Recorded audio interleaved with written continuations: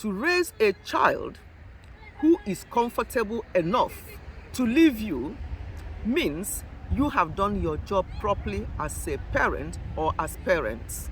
They are not ours to keep, but for us to teach them and guide them so that they will be able to make their own decisions and live their own lives appropriately.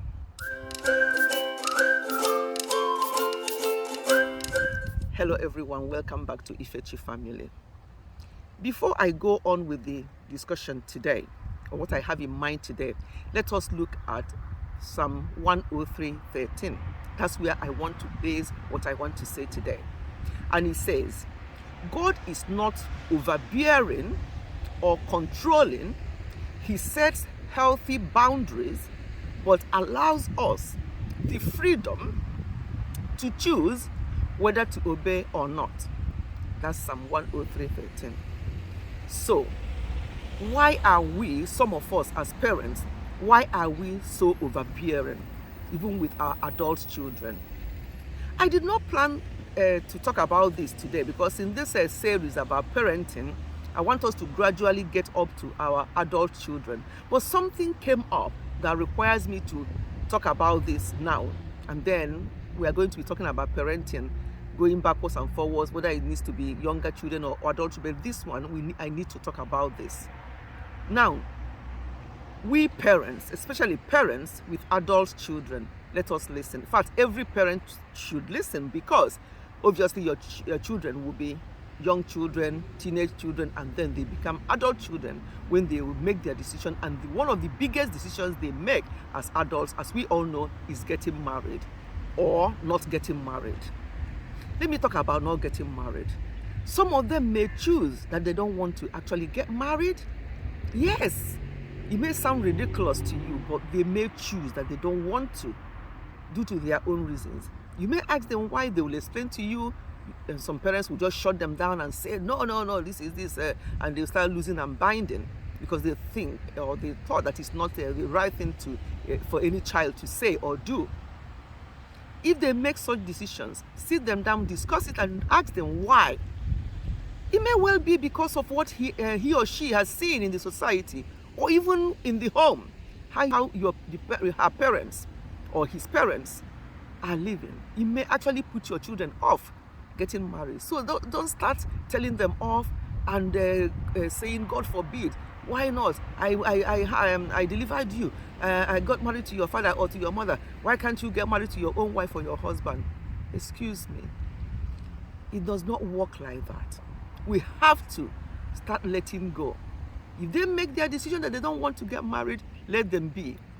If they decide that they want to get married when they're in their 30s, or for a man when he's up to 40, let them be. Just advise them.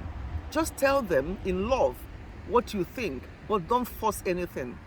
Especially our African parents. Nigeria, to be precise, because that's where I am from. Sometimes we forget that our children are adult children and that they have mind of their own, that they can make their own decision. We still see them as young boys and girls. No wonder some of them, even at the age of, at the time they get married, they still behave like boys and girls because of the way you have cocooned them, the way you have made decisions for them, the way you have directed them on the subject, the course to do at the university, and the way you've directed them on, you have to marry from a certain place, or you have to marry from that family, or I don't want you to do this, I don't want you to do that. So they are now just following you.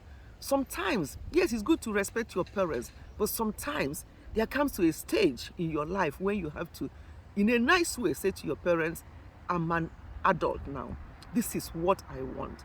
Then you as parent, you can advise them, you can discuss what you think. But if they still insist and say that, yes, I have heard you, mom, dad, but this is what I want to do. This is what I think will give me happiness for the rest of my life. Let go. Obviously, if it becomes very, very fundamental things, very serious issues that you know that will affect them in their lives in future, you can dig in further. But if they still say to you that they know that, but that they are prepared to face that, give them your blessing in as much as it's difficult.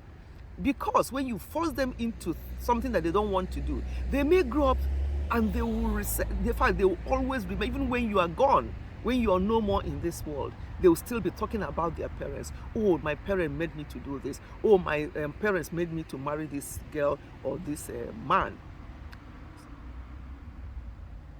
Let us be very, very mindful of how we interfere in our adult children's affair. I would think that you would have done your job properly when they were growing up, when they were, in their teenage years, and you're discussing these things with them. So when it comes to a time when they want to make decisions, please support them, provided the decision they're making is not going to be detrimental to their own lives or to you as a family. But if it's just the fact that, oh, I want you to marry so and so profession, oh, I want you to do this or that, no. What brought this topic up today is the fact that there are 2 incidences recently, and then I heard another one yesterday, and I thought, you know what, I need to come and talk about this. These are situations where a man has been preparing to marry this lady. They've done a bit of courtship, they even done the traditional marriage. But when it comes to the church wedding, by the time he gets to the church wedding, the man decided that there's a few things that have not been going on well with the lady he wants to marry, and he does not want to go ahead. And that was just a week before the church wedding. And the parents were like, you do not say that. You don't, my friends, we have spent so much million for this wedding. And my friends are already prepared. They've sewn their uniform. What do you call this uniform that you people do? Yeah, ashwebi. They've done their ashwebi. They've done this. They've booked their hotels where they're going to spend the night because we have spent a lot of money. And this is just going to be a society wedding. So, son, please don't even say that again. You are going to marry her, no matter what. And the son's trying to explain to the parents. But even before he said but, they said there's no buts. You are going to marry her. We don't want any disgrace to come to our family. Marry her, and when you get married, you can just patch things up.